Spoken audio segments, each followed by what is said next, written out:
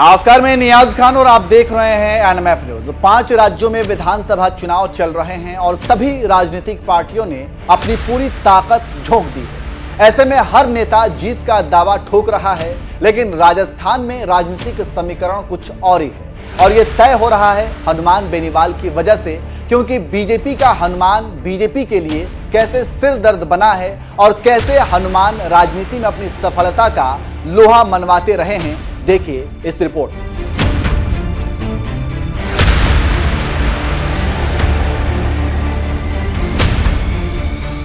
हनुमान बेनीवाल राष्ट्रीय लोकतांत्रिक पार्टी के प्रमुख हैं और राजस्थान में जाटों के इलाके में अहम माने जा रहे हैं। जानकारों की माने तो वह किसान और जाट की राजनीति के लिए राजस्थान में जाने जाते हैं। इस समय वह नागौर लोकसभा क्षेत्र से सांसद हैं। इससे पहले वो नागौर के ख्यूसर विधानसभा सीट से 3 बार विधायक रह चुके हैं, पहले बीजेपी के टिकट पर और फिर बाद में निर्दलीय विधानसभा चुनाव को जीतकर। नाम हनुमान बेनीवाल, जन्म स्थान 2 मार्च 1972 बनरगांव राजस्थान, शिक्षा BA LLB, पिता का नाम रामदेव चौधरी, माता का नाम मोहिनी देवी, पत्नी का नाम कनिका बेनीवाल, बच्चे 1, राजनीतिक पार्टी राष्ट्रीय लोकतांत्रिक पार्टी। हनुमान बेनीवाल का जन्म 2 मार्च 1972 को राजस्थान के नागौर जिला मुख्यालय से 25 किलोमीटर दूर स्थित एक गांव बरना गांव में हुआ था। बेनीवाल के पिता का नाम रामदेव था तो माता का नाम मोहिनी देवी था। बेनीवाल साहब की साल 2009 में शादी हुई। उनके पत्नी का नाम कनिका बेनीवाल। राजनीतिक यात्रा की शुरुआत। हनुमान बेनीवाल की राजनीतिक यात्रा की शुरुआत साल 2003 से आरंभ हुई। उस साल राजस्थान में होने वाले विधानसभा चुनाव में बेनीवाल ने पहली बार चुनाव में अपना किस्मत आजमाया। पार्टी थी ओम प्रकाश चौटाला की। बेनीवाल राजस्थान के मुंडवा से चुनाव लड़ा, मगर किस्मत ने साथ नहीं दिया और वह अपना पहला चुनाव हार गए। लेकिन बेनीवाल ने हिम्मत नहीं हारी। राजस्थान के अगले टर्म में होने वाले चुनाव साल 2008 में बेनीवाल ने बीजेपी के टिकट पर चुनाव लड़ा और इस बार देश की सबसे बड़ी राष्ट्रीय पार्टी बीजेपी के बैनर तले उनकी जीत हुई। वह पहली बार विधायक चुनकर जयपुर विधानसभा में पहुंचे, लेकिन बाद में बीजेपी के साथ अनबन हो गई। साल 2013 में बीजेपी ने बेनीवाल को कांग्रेस के साथ मिली भगत के कारण उन्हें पार्टी से निष्कासित कर दिया। बीजेपी से निष्कासित होने के बाद बेनीवाल ने हार नहीं मानी और वह स्वयं की ही एक पार्टी की स्थापना कर दी और नाम रखा राष्ट्रीय लोकतांत्रिक पार्टी।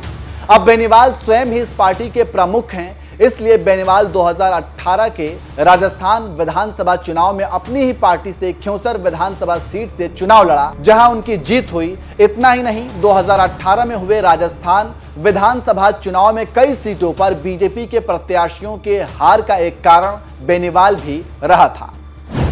बीजेपी और बेनीवाल में हुआ गठबंधन। साल 2018 के विधानसभा चुनाव के परिणाम आने के बाद जाट बेल्ट में बीजेपी कमजोर हुई। कई जगह विधायक हनुमान बेनीवाल के राष्ट्रीय लोकतांत्रिक पार्टी ने बीजेपी को चुनाव हराने का काम किया।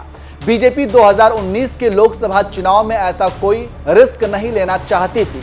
यही वजह रही कि जाट बहुल्य 4 लोकसभा सीट पर कमजोर दिख रही बीजेपी ने दांव चला और हनुमान से गठबंधन कर एक सीट जोड़ लिया, जिसका फायदा शानदार रहा। उसके बाद बीजेपी ने हनुमान बेनीवाल से गठबंधन का हाथ बढ़ाया, लेकिन विवाद हो गया और दिल्ली के बीजेपी के बड़े नेता कुछ और सोचने लगे।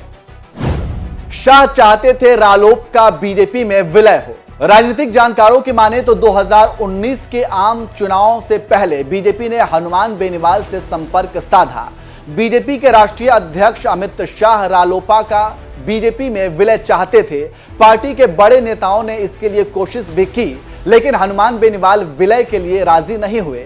साथ ही बेनीवाल खुद की जगह किसी अन्य को रालोपा का उम्मीदवार बनाना चाहते थे, लेकिन बीजेपी चाहती थी कि वे खुद चुनाव लड़ें। आखिरकार एक शर्त हनुमान बेनीवाल की मानी गई कि गठबंधन करेंगे और हनुमान बेनीवाल ने बीजेपी की यह शर्त मानी कि वे खुद चुनाव लड़ेंगे। बेनीवाल ने पूरे जोर शोर से चुनाव लड़ा और जीत हासिल की, लेकिन विवाद बढ़ा और रास्ते अलग हो गए और आज बेनीवाल अकेले हैं और जोर शोर से चुनाव लड़ रहे हैं। लेकिन कहा जा रहा है कि इस बार चुनाव में हालत कुछ और पतली है। राष्ट्रीय लोकतांत्रिक पार्टी में विद्रोह। राजनीति के खेल काफी निराले होते हैं। चुनाव के दिनों में कई तरह के घटनाक्रम देखने को मिलते हैं। खुद के फायदे के लिए कोई पार्टी बदलते हैं तो कुछ बागी होकर चुनाव लड़ते हैं। इस बार आपने देखा होगा कि बीजेपी और कांग्रेस के कई नेताओं ने पार्टियां बदली तो कई नेता बागी हो गए। इसी बीच हनुमान बेनीवाल के राष्ट्रीय लोकतांत्रिक पार्टी में एक अजीब घटनाक्रम देखने को मिला। पार्टी के सुप्रीमो बेनीवाल ने 2 नेताओं को पार्टी से निष्कासित कर दिया। एक नेता को नामांकन वापस लेने पर निष्कासित किया तो दूसरे को नामांकन वापस नहीं लेने पर पार्टी से बाहर किया। अब 3 दिसंबर को पता चलेगा कि जनता किसका साथ देती है, पार्टी या प्रत्याशी का। तो आप समझ गए होंगे कि राजस्थान की सियासत में हनुमान बेनीवाल कौन है और क्या हैसियत रखते हैं।